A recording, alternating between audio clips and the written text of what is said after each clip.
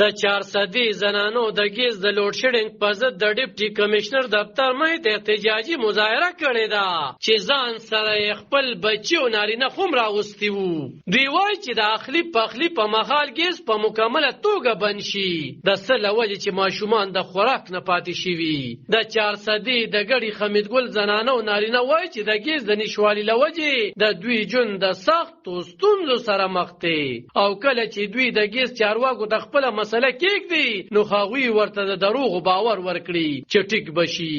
چې ګیس شته نه نو بیلونه د کمې خبرې راځي. زموږ خو کال او چې د کال نه زیات چې موږ کرزره ګیس شته نه او بیلونه په ډبل ډبل موږ پسې راځي. خشاکونو پسې ګرځو په خپله اوزو کله وړو پسې کله په غوړو پسې کله په چینو پسې زه غریبۍ د سړي کارونه وکړو که موږ له دا منډه تړلو وخي. تکلیف د بانګونو نه مخکې پاسه د بانګونو نه مخ بجلي نه راوپکه خدای دې یقین کېږي که نه اورم بل کړ په کوټه باندې وختېدم شین خشاک مې راکوستا بلېدم نه او دغه شانتې سړي بې چای ولاړل نو واړه دغه ځان نه رامخکې که من خو چای نه څکو پرې چې په خپله ناره تېروم چې په ټولو خلکو له زه ناره تېر کړم خو په چا سره وو هغوی خو دوکه راسره وکړه. نن بس هم چې نن زموږ څلوره مروه ده چې موږ راځو دفتر ته ځو واپس د دفتر نه موږ راځو دا زموږ لار ده. زما نوم مازولار یې د ګړي مدګل نه راغلی. تکلیف دا ورو چې بچیم دغه شان نار سبق لذي نار ولیږو چې ماښام راشي ماښام بیا ګیسني ورته ویده شه دغه شان نار وده شه. د ګړي حمیدګل یعنې زه خبرې کوم او زموږ د اپاریان وړی به عالم دغه شان اوږې توږې سکول ته روان یو ځای چوټیانې بل وخت ماشومان موږ ته یو سکند له موږ ته ګیس نه راځي. دا زموږ حکومت نه خواهش چې موږ ته را ګیس راته راتېر شي.